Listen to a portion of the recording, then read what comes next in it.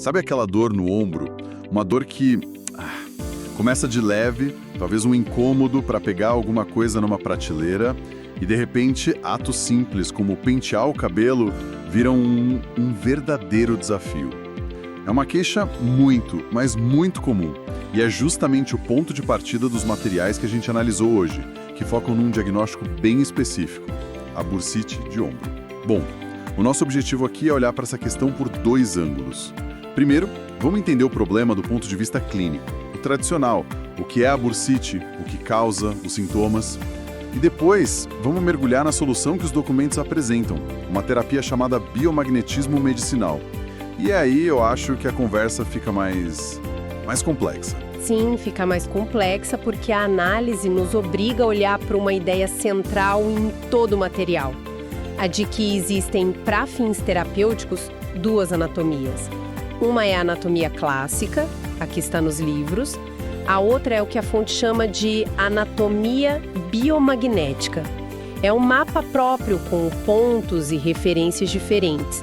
E entender essa distinção, olha, é a chave para tudo que a gente vai discutir. Certo. Então vamos por partes. Começando pelo mapa que a maioria das pessoas conhece, o da anatomia tradicional. Quando a gente fala em bursite, o it indica inflamação. Mas inflamação de que exatamente? O material explica de uma forma bem didática. A estrutura inflamada é a bursa sinovial. Para quem nos ouve, imagine uma pequena bolsa, bem achatada, com um pouquinho de líquido dentro. O corpo tem várias delas, sabe? Em lugares estratégicos como ombros, joelhos, cotovelos. E qual seria a função dela? Por que ela existe? A função dela é basicamente reduzir o atrito.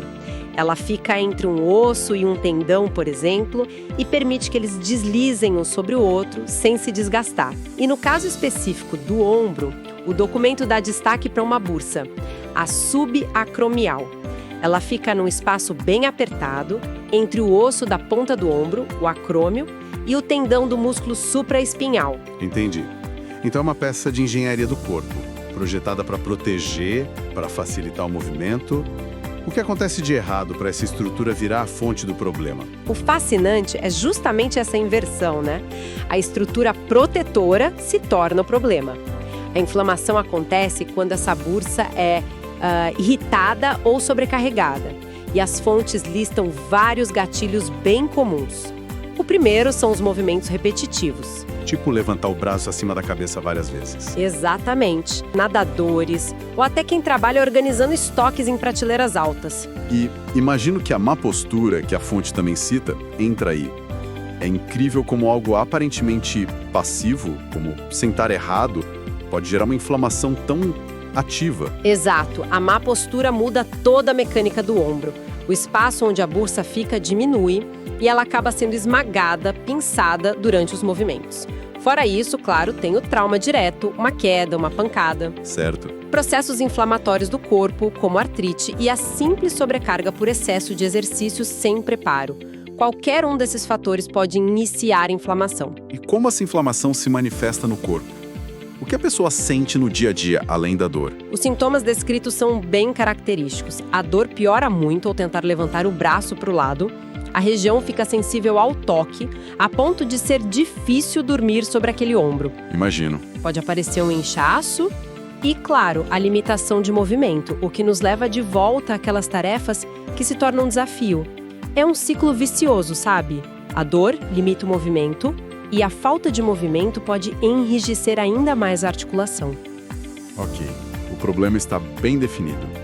Agora vamos para a segunda parte da análise, que é a abordagem terapêutica que os materiais apresentam. O biomagnetismo medicinal. A premissa, pelo que eu entendi, é usar ímãs para equilibrar o pH tecidual. Para quem nunca ouviu falar disso, pode soar um pouco abstrato. O material explica como isso funcionaria? A teoria apresentada é a seguinte: processos inflamatórios, como a bursite, estariam associados a um desequilíbrio no pH local. O tecido fica mais ácido. A proposta do biomagnetismo, segundo a fonte, é que a aplicação de campos magnéticos com polaridades opostas, negativo e positivo, em pontos específicos poderia neutralizar esse pH. Isso restauraria o equilíbrio e permitiria que o próprio corpo combatesse a inflamação de forma mais eficiente. É como se fosse um estímulo para o processo anti-inflamatório natural do organismo. Certo. E na prática, como é o tratamento? Qual o protocolo para um caso de bursite? O protocolo descrito é bem direto. Uma sessão de aplicação dos ímãs a cada 8 dias e cada sessão dura 60 minutos. Parece simples. Parece simples, mas é exatamente aqui que o material introduz uma advertência muito importante. Há uma sessão inteira dedicada ao que eles chamam de erros comuns. E isso me chamou a atenção. Se a ideia é só colocar ímãs no ombro, o que pode dar tão errado a ponto de anular o resultado? A questão toda, segundo a fonte, é que não se trata de colocar os ímãs sobre o ombro de forma genérica. A eficácia da técnica depende totalmente da precisão milimétrica na localização de um ponto específico. Os erros que eles listam são todos, no fundo, uma falha de localização. Por exemplo, o erro de identificação incorreta. Que seria? Confundir o ponto-alvo com músculos que estão ali perto. Entendi. Então, mesmo com a melhor intenção, se a pessoa colocar o ímã alguns centímetros para o lado, o efeito não acontece. De acordo com a premissa da técnica, não. Outro erro é o posicionamento impreciso, que seria colocar os ímãs fora da linha muscular correta. E, por fim, a falta de referência. Tentar fazer de memória. Isso, tentar aplicar de memória sem um guia visual. A conclusão do documento é bem clara. Esses erros não diminuem a eficácia, eles anulam o resultado. A precisão não é um detalhe, é a condição fundamental para a técnica funcionar. Espera um pouco. É aqui que a coisa ficou um pouco confusa para mim.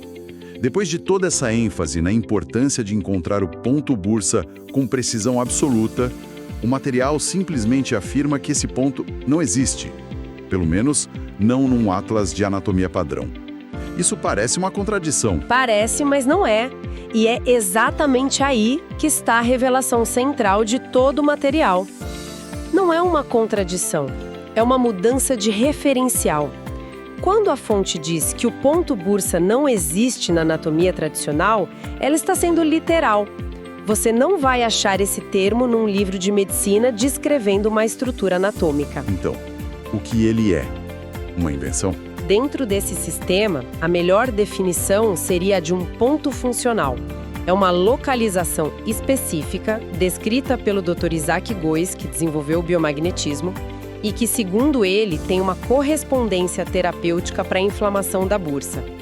É um ponto que só existe e só faz sentido dentro do mapa da anatomia biomagnética. Deixa eu ver se eu consigo visualizar isso. Quer dizer que um fisioterapeuta e um terapeuta de biomagnetismo poderiam estar olhando para o mesmo ombro, Sim. mas enxergando marcos completamente diferentes. É essa a ideia? É exatamente essa a ideia. Se a gente conecta isso com o quadro geral, percebe que o biomagnetismo opera com um sistema de coordenadas próprio. E para mostrar que o ponto bursa não é um caso isolado, a fonte até cita outros exemplos desse sistema. Contraseco, costo diafragmático, polo, cólon transverso. Nomes que não são da anatomia padrão. Nenhum deles.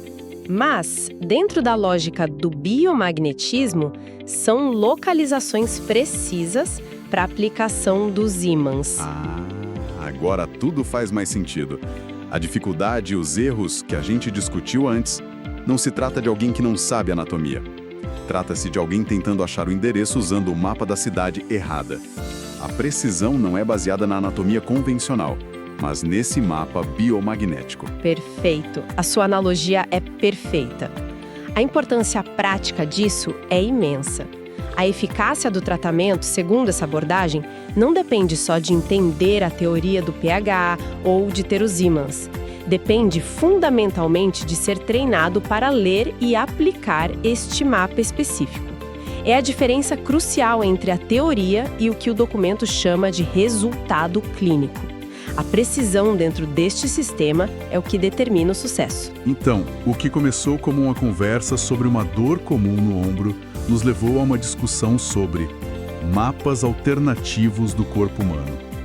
Recapitulando, nós partimos da bursite como uma condição clínica com causas, sintomas bem definidos, e ao explorar a proposta do biomagnetismo, descobrimos que a sua aplicação prática exige uma mudança completa de referencial anatômico.